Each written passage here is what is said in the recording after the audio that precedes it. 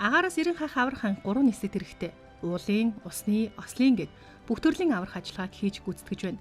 Нэг удаагийн ажиллагаанд 3-аас 4 аль багч оролцдог. Тусгай ажиллагаанд ашигладаг нисдэг тэрэг сүүлийн хөнгөн хурдтай техник учраас жимбаг, шатхуун зарцуулалт өмнөх нисдэг тэрэгнээс 3-аас 4 дахин бага хэрэгэлдэг. EC 345 цагуурын нисдэг тэрэг гэхэд 2359 кг жинтэй.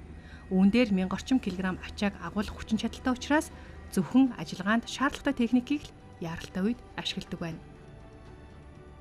Манайх нисдэг тэрэг маань өөрөө Airbus буюу хөнгөн тээврийн нисдэг тэрэг нэрвдэгчийг зөвөрлөх буюу одоо жишээ нь Оросоос орж ирсэн нисдэг тэргийг бодвол манайх бага хэмжээний овор багтай хэмжээгээр цөөн одоо иргэнийг зөвөрлөх зорилттой түргэн шуурхай хэмжээгээр зөвөрлөх зорилттой. Одоо бид хэдий харж байгаа энэ багц хэрэгслүүд бол манай эмнэлгийн яаралтай тусламжийн бүлгийн аврах ажиллагаанд эсвэл амьд эсвийн яаралтай тусламжийг гүйцэтгэхдээ авч явдаг яаралтай тусламжийн цүнх монитор хийн ураагаар боллоо гэх мэт иймэрхүү багц хэрэгслүүд байна.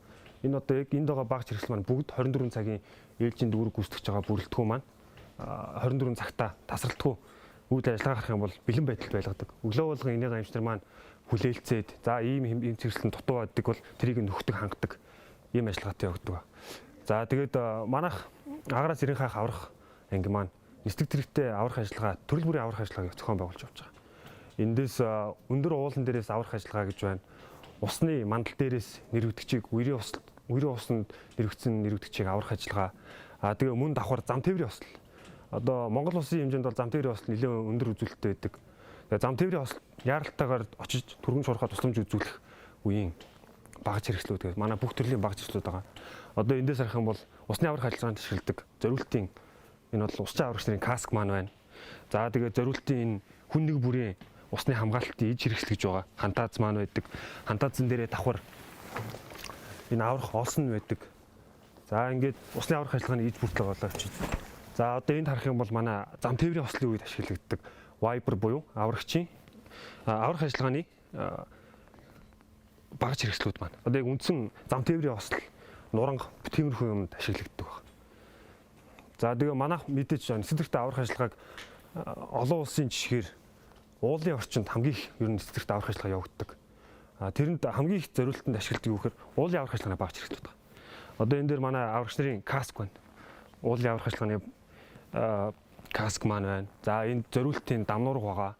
Одоо та бүхэн ийш харах юм бол яг үндсэн дэлгээд бэлэн байдалд авч явахад одоо яг ажиллагаан дээр очиод ашиглагдчих үеийнхаа одоо ингээд дэлгээ байдлаар байгаа гэсэн үг. Энэ дотроо нэрвдэгчийг бидэд бэхлээд шаардлагатай тохиолдолд нисдэг тэргээ газар дуулт хийгээд зөвөрлөх. Мөн ямар ч боломжгүй хязгаарлагдмал орчинд байх юм бол энэ дээр манай аврагч маань холбогдоод нисдэг тэрэглүү нэрвдэгчийг өөртөө татуулж аврах ажиллагаа зохион байгуулдаг. Ийм багц хэрэгслүүдтэй байгаа.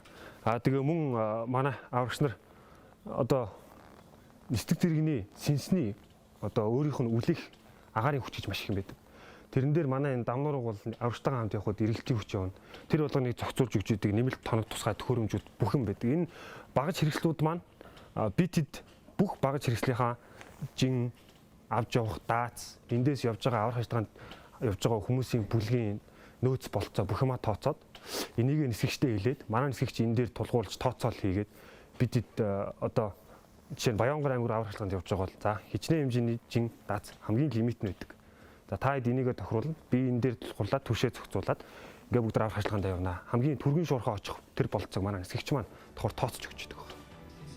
Аврах ажиллагааг гүйцэтгэх боловсон хүчнийг төслийн хүрээнд бэлтгэн. Ингэхдээ 12 нисгэгч мөн тооны инженерийг буюу аврах ажиллагааны иж бүрэн багийг дотооддоо бэлтгэх юм.